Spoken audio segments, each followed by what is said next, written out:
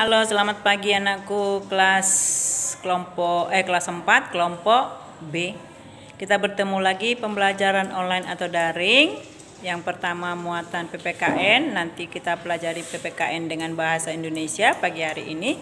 PPKN dengan materi pokoknya menjaga keseimbangan alam. Tapi sebelum belajar ingat kamu harus berdoa ya. PPKN ya materinya yaitu menjaga keseimbangan alam. Kemarin kita sebelumnya sudah pernah mempelajari keseimbangan alam. Misal kalau di sawah, ular sawahnya sudah habis, maka apa yang akan terjadi? Iya, benar. Jumlah tikus atau populasi tikus akan meningkat. Kalau populasi tikus akan meningkat, maka apa yang akan terjadi juga? Nah, otomatis tikus akan makan padi para petani. Kalau padi sudah dimakani tikus, maka petani tidak akan menghasilkan panen yang melimpah. Itu namanya keseimbangan alamnya tidak terjaga, ya. Keseimbangan alamnya itu tidak terjaga, terganggu, ya. Sekelompok spesies itu jumlahnya membludak atau banyak.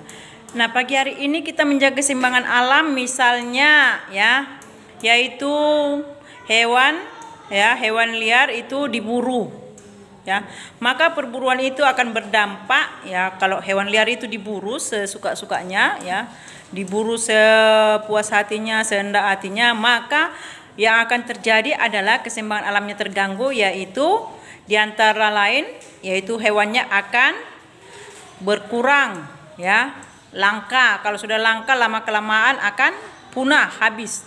Kalau sudah punah berarti tidak ada lagi nanti hewan itu.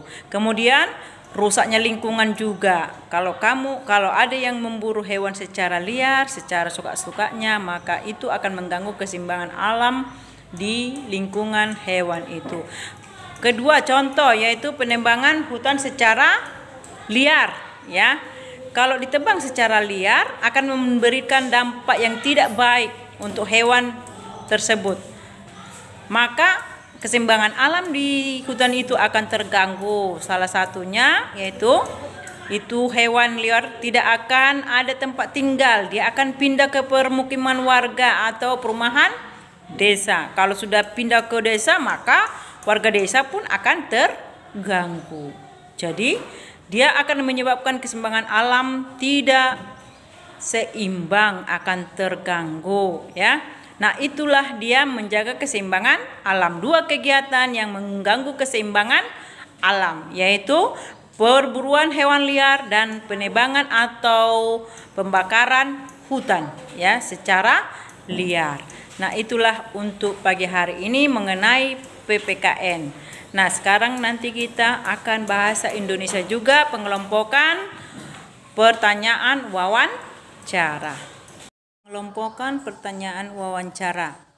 Pertanyaan wawancara sebaiknya dikelompokkan dari pertanyaan umum hingga pertanyaan khusus ya.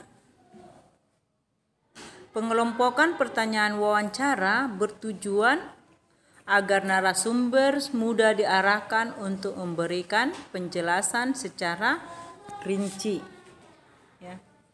Agar narasumber memberikan penjelasan secara rinci. Hal lain yang perlu diperhatikan saat mengajukan pertanyaan wawancara adalah menggunakan bahasa yang santun. Kesantunan bahasa dapat ditunjukkan dengan cara tidak menyinggung lawan bicara kita. Sebagai pewawancara, sebaiknya bersikap tidak membela pihak manapun.